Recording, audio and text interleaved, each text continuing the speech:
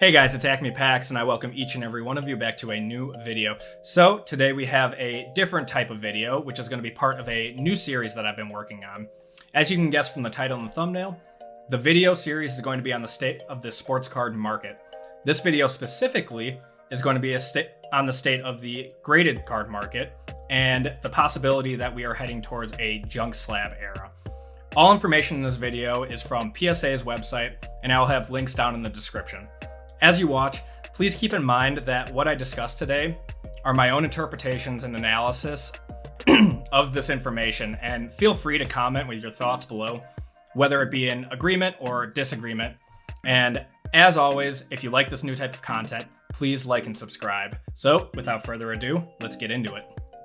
So what determines a card's worth? A card's worth is essentially determined by the perceived value of the community based on criteria, including but not limited to the population of the card or rarity, the player on the card, and the demand of the card. Every month, PSA releases statistics of the most submitted cards from 2 months prior. So this article is going to be from March, or end of March, but it's going to be on the submissions from January of 2022. So these submissions tend to be the most popular cards at the moment, and you can actually filter each card and find out what that particular graded card sold for on eBay.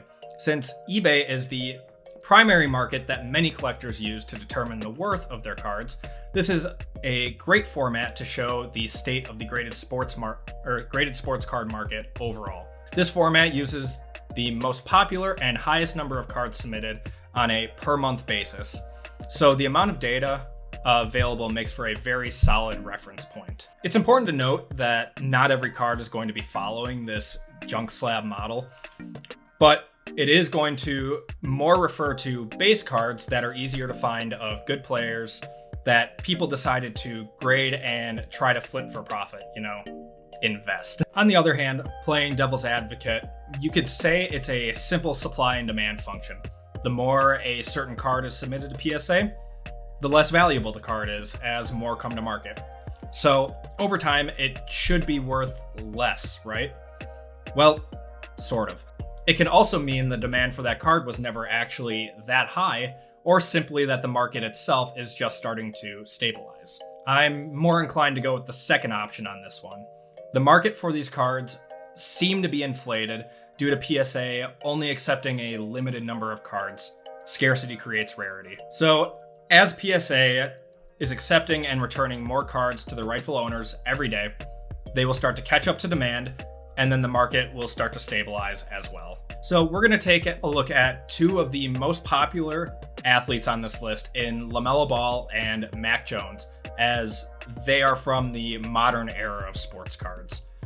The 2021 Mac Jones base rookie in January was the 8th most submitted card to PSA, which is down from 1 in December. This card has a ton of population out there. As you can see, the 2021 Don Russ Mac Jones base rated rookie in PSA 10 peaked at $3,050, but that was when stock was low and PSA was not accepting a whole lot of submissions, or you had to pay a lot to get your cards submitted. But since more cards have started to come back from PSA and they've been taking more submissions, this has since begun to plummet with no signs of slowing down, and it's all the way down to $145 now. The 2020 base Prism LaMelo Ball was the second most submitted card to PSA in January. This card started at $1,350 on the market, had a slight uptick when he was playing well, and this was kind of right around when the sports card market exploded, with some outliers on this graph as well, but those were card lots that were being sold. So multiple of the cards were being sold together, which made outliers on it. The outliers don't matter. The single has fallen all the way down to $260 with no sign of slowing down there either. These are arguably the most popular athletes in their respective sports for cards in 2020 and 2021. And yet their base cards have decreased tremendously in value. This is due to a lack of rarity of finding these cards, and from tons of submissions being returned to PSA to tank the market. And thus, we have the junk slab era.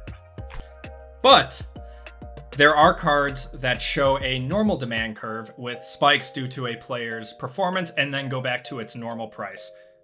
One card that matches this model perfectly is Justin Herbert's Optic Holo card. We can see this card starts high, but falls to a stable point after a few months, which is normal. Then we see a spike on 10, 12, 21.